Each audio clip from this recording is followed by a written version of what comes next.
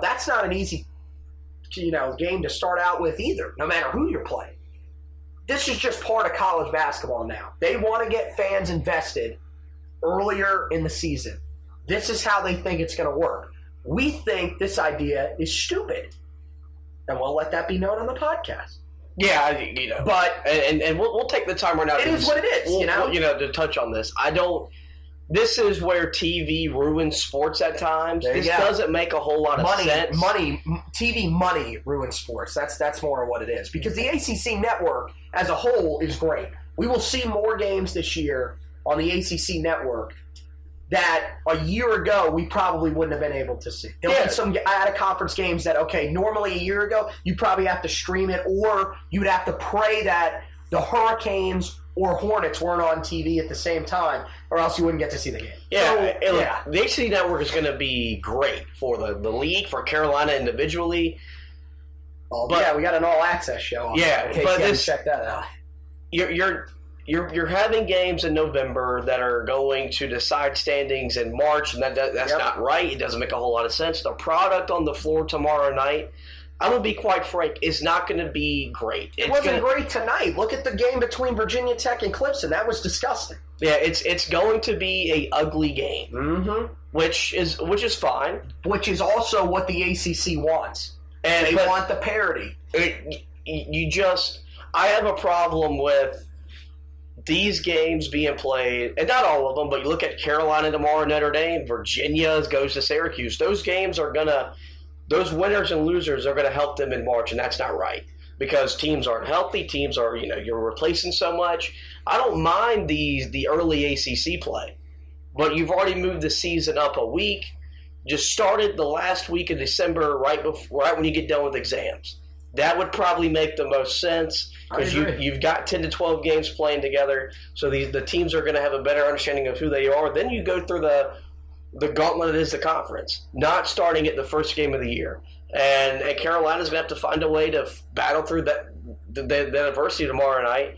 You're starting 2 freshmen, and you're not going out against East Tennessee State.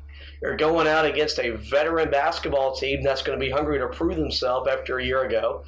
And if we know anything about college basketball, experience wins games kind of like tomorrow night's game, even though it's a season opener.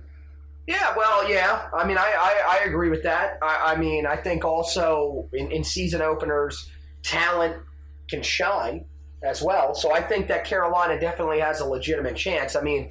Let's just say this. The best part of this is when we get to the predictions, I think you might blow everyone away because at this point, you are basically talking – I'm going to have to start talking people off of ledges here. This is not looking good. It's definitely an interesting way to go. And look, I saw people asking this on Facebook and on Twitter. Why is the ACC doing this? Plain and simple. It is all about ratings. It has nothing to do with anything else. Okay? They're expanding to the 20-game conference season. And their thinking is we're going to put it on and start conference play early. People will have no choice but to tune in and watch because it's going to make a difference. And I told you this the other night when we were just talking about this scenario. This is going to come back and bite them when you have a team like, let's say, Virginia. Let's say they lose this game against Syracuse tomorrow night. This is a team in Virginia that we really don't know what they're going to be because they lose a lot, but they also have a lot of talent still around. Guys will have to acclimate to their roles. Let's say they come out tomorrow night with all they have to replace, and Syracuse, a team that is somewhat veteran, has a really, really good coach in Jim Boeheim, as we know, comes out and beats them. You go later in the year, and you go with you get the ACC tournament seedings. Virginia is a 6 seed instead of a 4 seed. You're going to look back and say, we could have Virginia as a 6 seed playing against the 1 seed Duke. Or no. You could have, or playing against a 2 seed. Let's say Duke is a 2 seed. You could have them playing in the finals if Virginia was a 4 seed. And that probably would be a better outcome. But instead, number 4 team in the conference is, I don't know, Syracuse, Florida State, something like that. That takes that possibility out. Instead, Virginia's having to play them in the semifinals, and your semifinal ratings will be high. But You could end up with a situation just like you ended up this past year with Duke and Florida State. The ratings clearly weren't as high as they were if other teams were in there. And that's where I think the conference will look back, because you're going to look back at some of these games and be like, how the hell did this team lose to said team? How did out of the gate to start the season, Duke will never play in that game, so I won't use them as an example. How did Florida State to begin a season lose to Wake Forest? Well, they played the first game of the year. When on paper, okay, that team's nowhere near better. That's pathetic. So we'll see. I think it's. I'm with you. I think it's a very interesting choice to go with this on the scheduling, and I think it's going to come back to bite them, and they'll realize it probably next year. Who knows if it's a 1 year, 2 year thing? I don't think it's going to last too long, though. Let's get back to the topic of hand, which of course is the game, and I think Carolina's got to do a couple things tomorrow night that is imperative to do every time in basketball to win games, but especially just looking at the makeup of the team. You're without 4 guys that you are expecting to be in your rotation when the year started. I think foul trouble has got to be limited from everybody. I think Cole Anthony can't afford to get in early foul trouble, Armando Bacot, and I list those two because, of course, they're newcomers to this. But this is a game where Garrison Brooks has got to be really smart. We're going to need you to battle in the post with Moody to kind of help keep him off the boards. But you got to avoid foul trouble. Yeah, that is the biggest thing for our front court guys. And we saw Garrison at times last year pick up early foul trouble. She's smart enough to fight through it. Mm-hmm. It just doesn't. I'm not. You're not as. I don't want Walker Miller playing 15 minutes tomorrow night because of foul trouble. And you look at guys like Justin Pierce and Christian Keeling. I want to mention the fact that I've been saying it. Kelling. Undoubtedly, the correct pronunciation is Keeling. These are guys playing in their first ever ACC game. And so there's going to be a dramatic shift in just talent, physicality, quickness. It wouldn't surprise me if when they get in the game, they commit early fouls. But Carolina has got to stay out of foul trouble tomorrow night. No, I agree. It seems like most people will probably – I think a lot of people are more concerned about the backcourt going in.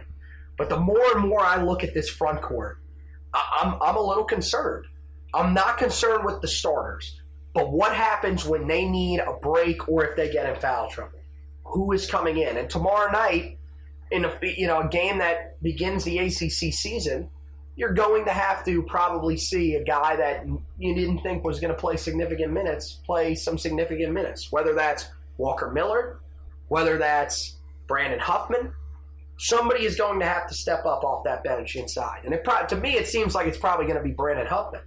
But we've got to see how he can adjust. And, that's the thing is, you've got to find that backup presence inside, or else you could be in trouble when you drop down to that second unit. And the thing is, both of these guys probably know it. Garrison Brooks and Armando Bacot, as long as you stay out of foul trouble, you better be prepared to play 30, 33, 35 minutes a game. Yeah. You are going to play a lot. It's for those guys, they're going to be playing March kind of minutes kind of all year until you get Sterling Manley back in there. Unless you want to go really small. And I which think is possible. And Carolina's going to go small at times. It's just they're going to have to, just because we don't know when Sterling Manley is going to come back. And it helps you get a guy like Leaky Black that you can throw at the 4 and still be very versatile and not lose it on the offensive end. Well, how much do you think the injury to Brandon Robinson now affects that plan? It affects a lot because I feel like some of their wants to in small ball might have involved Brandon Robinson at the point guard and Leaky playing off the ball. Right now, that option's gone. Mm-hmm. We don't know how long Brandon Robinson's out. He was ruled out today for the game. So it feels like this is kind of a day-to-day kind of issue. We don't know when he's going to be available. It is an ankle. Roy Williams is very hesitant with ankle injuries to put a guy out there because normally once you unless it's a Final Four, then you go out there with 2 sprained ankles. Yeah, Joel Berry goes when player of the player what is most outstanding player of the Final Four. There you go. I always get that confused. And so we'll look at the point guard spot, and we talked about the front court not getting in foul trouble. Carolina's got to get quality minutes from the backup point guard position, no matter who it is, whether it's Leaky Black, whether it's Andrew Platek. KJ Smith went through a full practice day. Undoubtedly, he's been not practicing, so he may actually be didn't play in the scrimmage. Yeah, Winston-Salem State.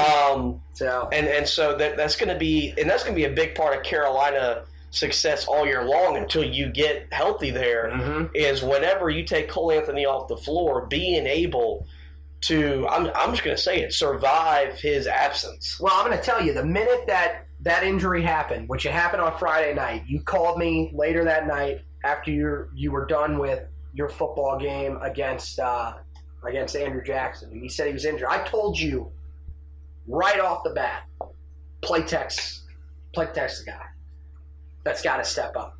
Because, I mean, Leaky's definitely going to play some point guard. But here's the problem. We are pretty much telling Leaky, hey, man, we're going to need you to play like 4 positions at one time. So somebody else is going to have to step up. And that, to me, looks like it's Andrew Platek. Not only as potentially the backup point guard, but now with B-Rob going down, he's going to have to play significant minutes at the 2 spot as well. So, I mean, here we go. Look, this was a guy that was brought in by Roy. A lot of people said, okay, why are we bringing him in? Because he's only a 3-star. He was a great shooter at the time. And, we've seen that, he really hasn't been able to, be what we thought he could be so far in his career, but he's going to get his chance now, and he's going to get his chance to bring the ball up as well. We saw him do it a little bit last year, and the results were, iffy, but not bad.